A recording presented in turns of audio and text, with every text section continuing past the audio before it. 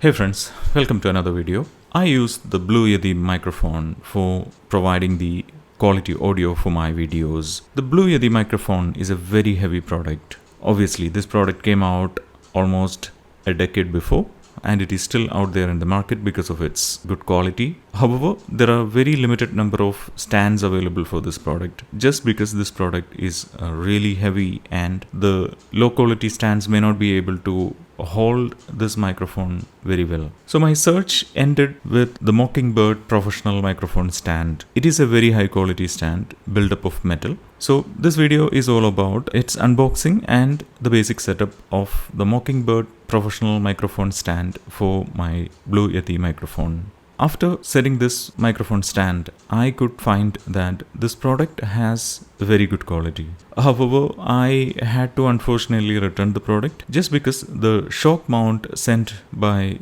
the Mockingbird was not the right one. I was really happy with the quality of the stand provided.